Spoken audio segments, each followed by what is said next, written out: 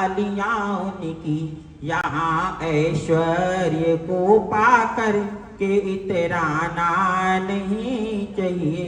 तो ऐश्वर्य के लिए बात कही गई, और ज्ञान से बड़ा ऐश्वर्य क्या है?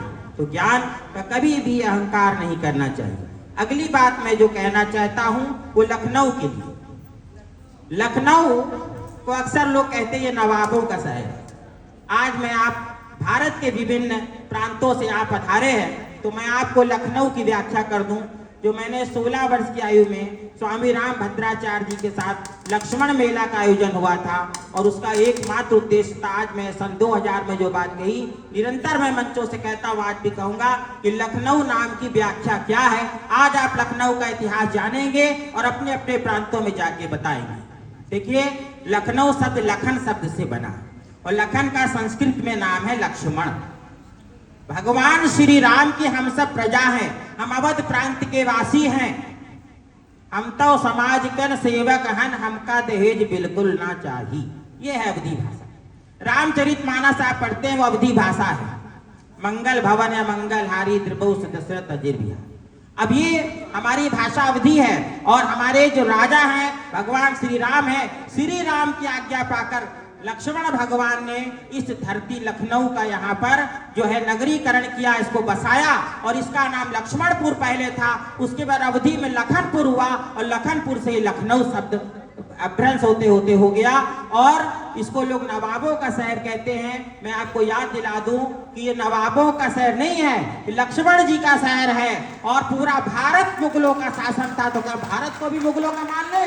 जब हम भारत को मुगलों का नहीं मानते, तो लखनऊ को नवाबों का शहर क्यों माने? हम तो लक्ष्मण जी का शहर मानते हैं, और लक्ष्मण जी की हम सब प्रजा हैं। भगवान श्री राम हमारे सम्राट हैं। और आज आप यहाँ से अयोध्या भी जाएंगे, तो ये विशेष बात लेके जाइए। और ब्रजेश पाठक जी को बुलाने का हमारा मुख्य उद्देश्य यही था कि हम उनके सामने फिर इस बात को कहें, और फिर कहेंगे कल अगर वो आएंगे कि इसका नाम फिर से क्या होना चाहिए? लक्ष्मणपुर होना चाहिए। लखनऊ शब्द कुछ निरर्थक सा लग रहा है, तो फिर से वही नाम हो जो गौरवशाली महिमा है। जब कलकत्ता कोलकाता हो सकता है, और बॉम्बे मुंबई हो सकता है, तो क्या लखनऊ लक्ष्मणपुर पुनः नहीं हो सकता? तो आइए इसी के साथ में मैं अगले एक छोटी सी पंक्ति और बोलना चाहूंगा कि आप मेरे विचारों से यदि अच्छे लगे हों, तो मैं एक बात बताऊं कि मेरे जो टीवी प्रोग्राम्स आते हैं, मैं उनको किसी धन के प्रयोजन से नहीं करता। मैं कोई पैसा नहीं लेता किसी से, ना किसी कार्यक्रम में जाने का कोई पैसा लेता। और मेरा एकमात्र उद्देश्य रहता है सनातन धर्म के गहन जो हमारे शोध ग्रंथ हैं उन पर शोध करना, वेद आदि सत्य शास्त्रों का अध्ययन करते रहना, और शोध के उपरांत उसको मीडिया के माध्यम से जन जन तक पहुंचाना। मैं ना ही अपना मोबाइल नंबर डिस्प्ले करता हूं, ना मैं अपना ज्योतिष का प्रचार करता हूं। आप निष्कंटक होकर, निष्कलंक होकर, बिल्कुल निश्चिंत होकर कार्यक्रम को अवश्य देखिए। अगर आपको कहीं से भी लिंक मिलता हो, हमारा काल भैरव एस्ट्रो चैनल है, जिसका नाम मैंने आचार्य डॉक्टर मोहित शुक्ल रख दिया, जिससे कि हर कोई समझ सके।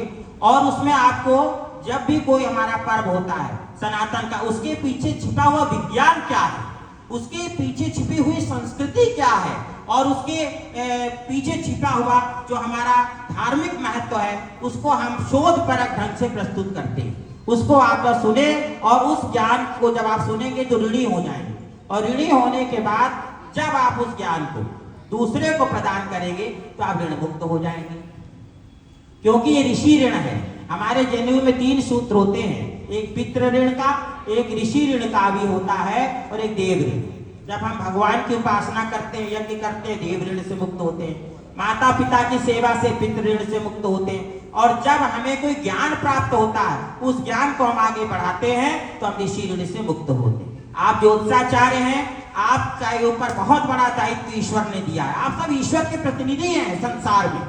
आप अपने को कम ना समझें। आप संसार को, भौतिक जगत को, आपके पास व्यक्ति आता है, कहता गाड़ी कब ले, कार कब ले, लड़के की नौकरी कैसे लगेगी, यही कहता ना। और हमारा विवाह कब होगा, हमारी उन्नति कैसे होगी। और आपको मैं सीधा सूत्र बता दूं कि जब व्यक्ति अध्यात्म से जुड़ता है, ईश्वर से जुड़ता है, और सारी सृष्टि के ईश्वर स्वयं कहते हैं ईशावास्यमिदं सर्वं, वेद में ईश्वर कह रहे हैं ईशावास्यमिदं सर्वेश्वर सब जगह वास करते हैं। देखिए हिंदी समझिए, बिल्कुल सरलता संस्कृत को हिंदी में समझिए। ईशावास्यमिदं सर्वं यत्किंचित् जगत्यां जगतः, जो कण कण में व्याप्त हैं। यत् ईशावास्यमिदं सर्वं यत्किंचित् जगत्यां जगतः तेन मुञ्जिता मागता कस्वसिद्धनम, कि मैं ईश्वर प्रत्येक कण कण में व्याप्त हूँ, सारी वस्तुएं मेरी हैं। तुमको सिर्फ मैंने, जैसे आप यहाँ गेस्ट हैं, ऐसे ही गेस्ट जो बिल्कुल पेइंग नहीं है, बिल्कुल पैसा नहीं ले रहे हैं ईश्वर आपसे, बस आपको उन्होंने अतिथि सत्कार करते हुए सब वस्तुएं दी। आप आतिथ्य स्वीकार करते हुए ईश्वर का इसको ग्रहण करें, इस पर अपना कब्जा न जमाए, वेद कहते हैं। और जब आप ईश्वर से सबको जोड़िए, परमात्मा से जोड़िए, उस व्यक्ति की समस्याएं सदैव दूर होंगी। आपका काम है सनातन का प्रचार प्रसार करना। आज अगर सनातन से पिछली सरकारों में, मैं आपको एक उदाहरण दे रहा हूं कि लव जिहाद यहाँ फैला हुआ था, और और इन प्रांतों में भी होगा। उत्तर प्रदेश में तो मैं रहता हूँ, जानता हूँ। मैंने स्वयं करीब 30-35 युवतियों को इस लव जिहाद से बचाया। कैसे बचाया? जब वो हमारे पास आई, मैंने उनकी जनपत्नी देखी, एक मुस्लिम युवक था, उसने कहा कि हमें इनसे विवाह करना, हिंदू लड़की, और हमारी धर्मपत्नी जी ने भी इसमें सहयोग किया, हमारे शिष्यों ने भी किया।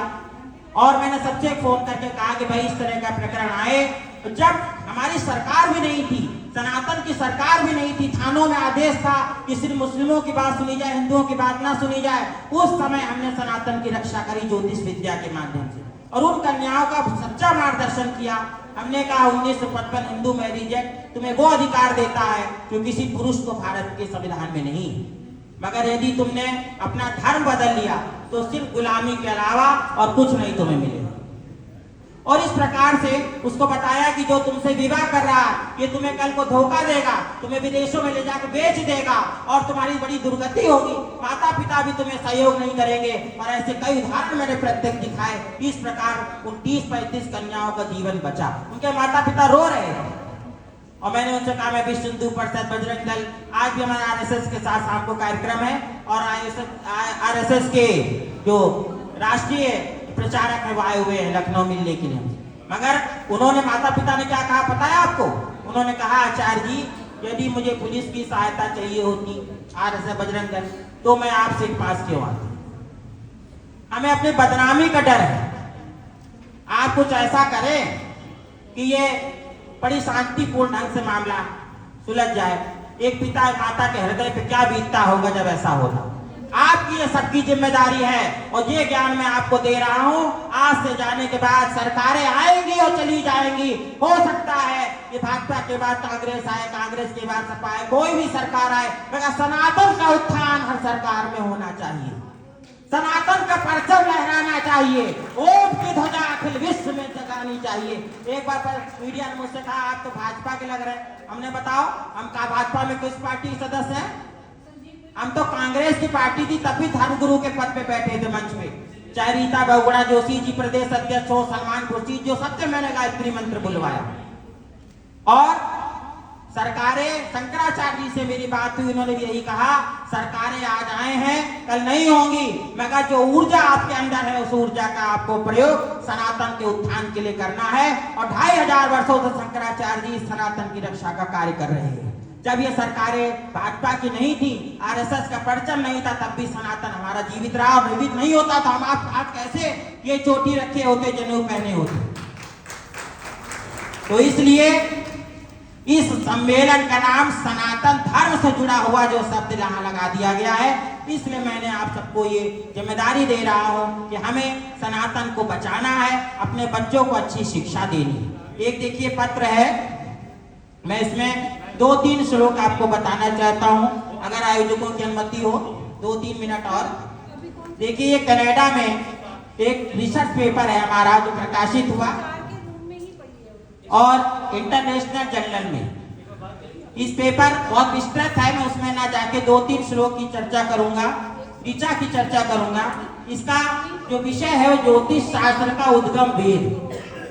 आपने सुना होगा कि वेदों का चक्षु है, ज्योतिषम वेदा नाम चक्षु, जो ज्योतिष है ये वेदों का चक्षु है, मगर इसका प्रमाण कोई नहीं देता।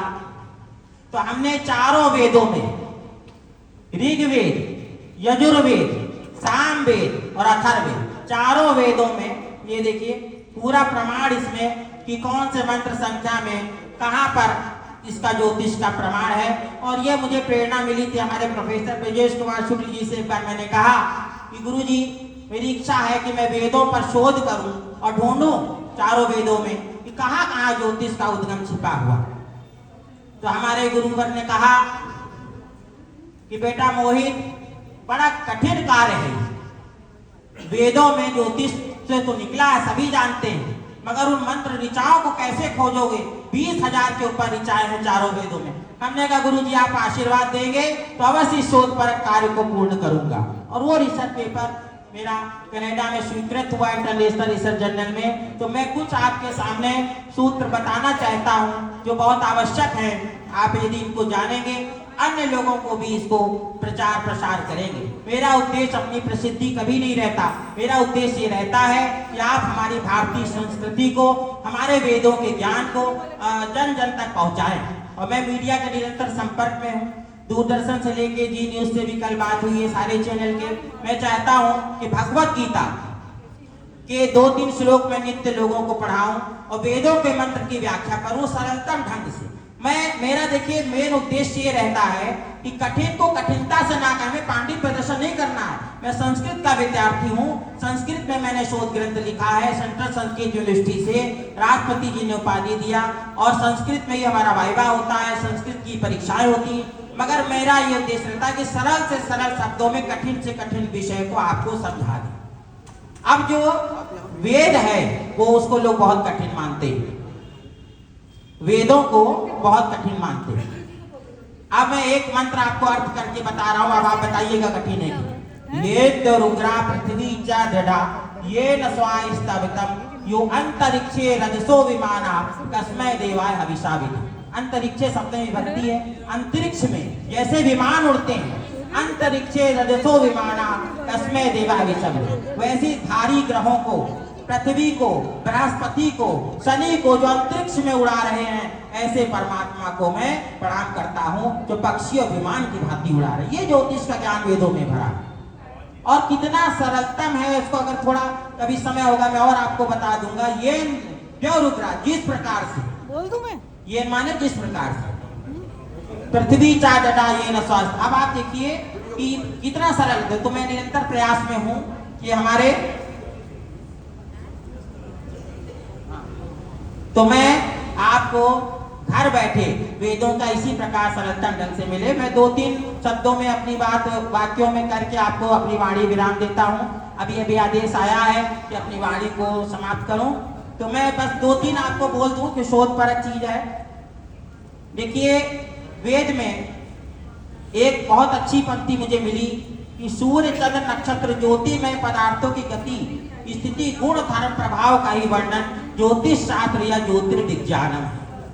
अब वेदों में ज्योतिर्विज्ञान शब्द मिला, ज्योतिष शब्द के साथ विज्ञान जुड़ा है, शाह का रा हो गया ज्योतिर्विज्ञान। तो आप इसे समझ जाइए कि ज्योतिष को साइंस सबसे पहले किसने माना?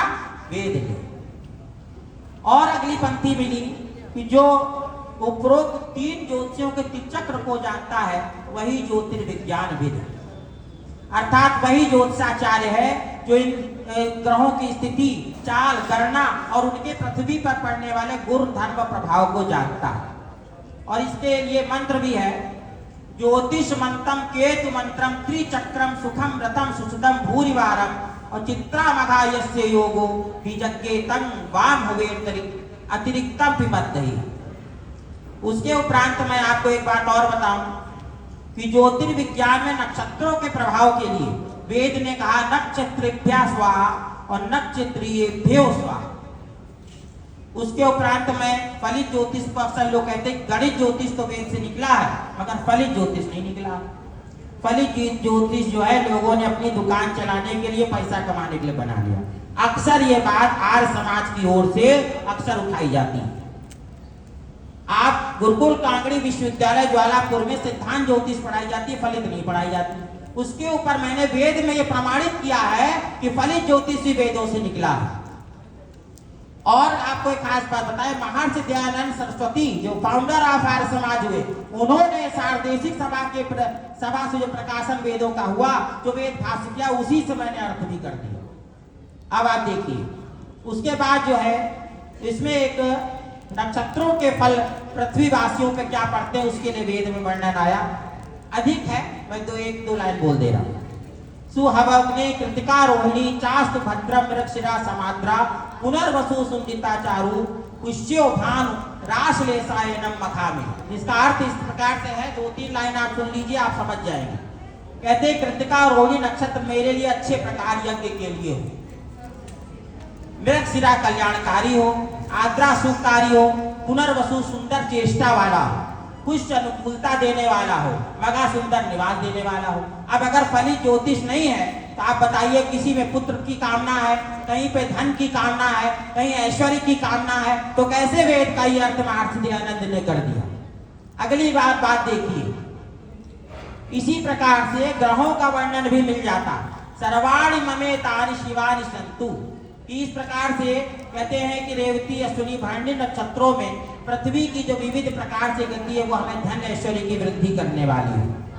अब आप देखिए कि जिन नक्षत्रों में कह रहे सूर्य चंद्रमा आदि के भ्रमण करते हैं, यानी नक्षत्राणि दिव्य अंतरिक्षे अभसु भूमौ यानी नगेषु दिक्षु प्रकल्प संस्वा चंद्रमा यानी यति सर्वाणि ममैतानि शिवानि, वो मेरे लिए शिवानि माने कल्याणकारी, शिव का अर्थ होता है कल्याणकारी। संक्षिप्त में बता दे रहा। अगली मैं आपको पंक्ति जरूर बताना चाहता हूं।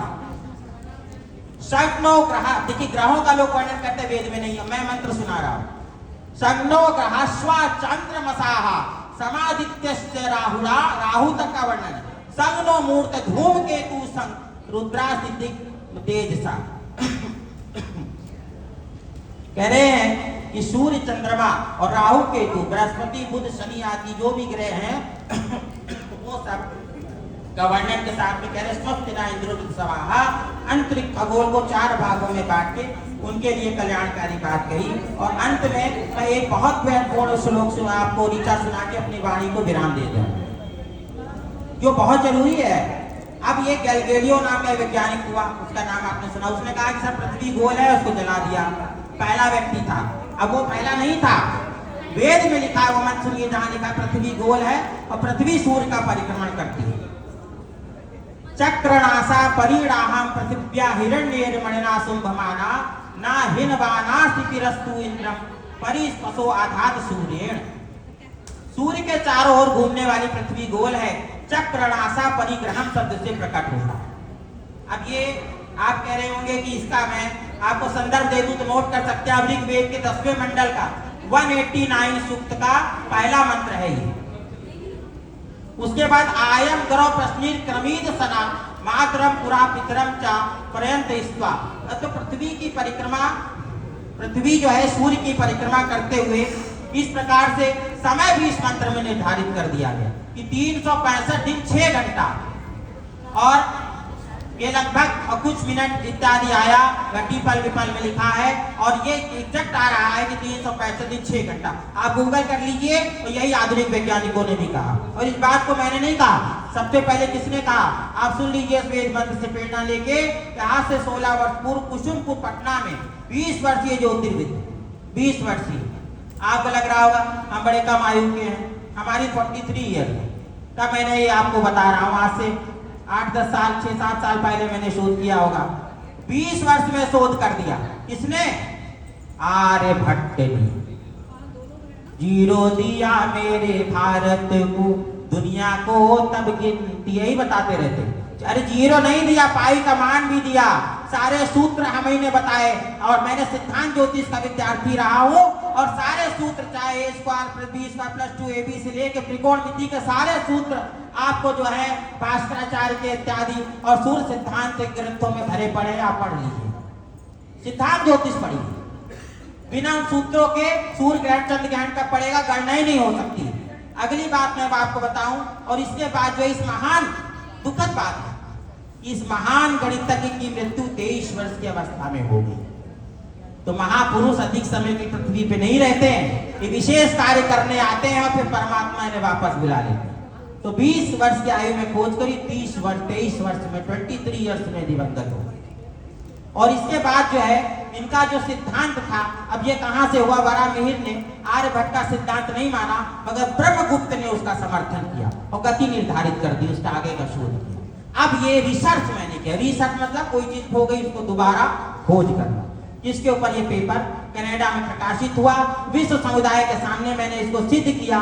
गैलीलियो ने पृथ्वी को पहले नहीं हमने बताया, वो कहते हैं कि रिसर्च उसने किया, हमने किया। तो पेटेंट सारे फार्मूले हमने कराए, रिसर्च दोबारा रिसर्च हमने कर लिया था उसको।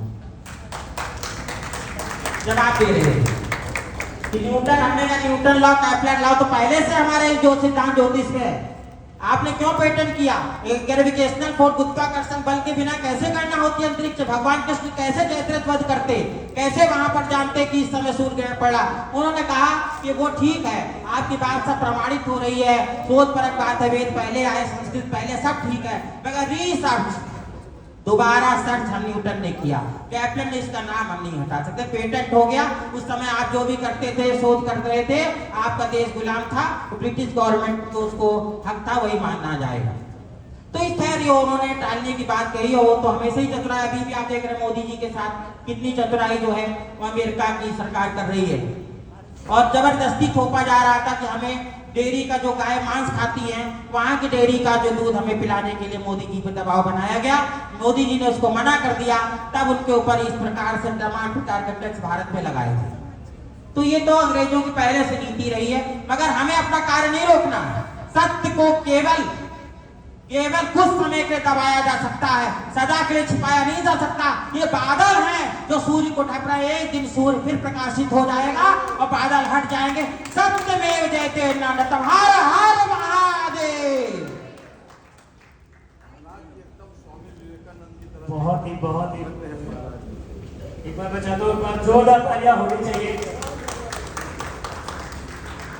आप स्वामी विवेकानंद की तरह हैं, पूरे विश्व में नाम कमाएंगे महाराज। बहुत बहुत धन्यवाद सरकार, आपने बहुत ही अच्छे विचार लोगों के सामने प्रदर्शित किए। और जैसा मुझे बाकी आप लोगों ने बहुत सुना, अभी हम आगे की ओर बढ़ेंगे, लेकिन एक बात समझ में आती है कि हमारे पास जो भी आएगा वो निगेटिव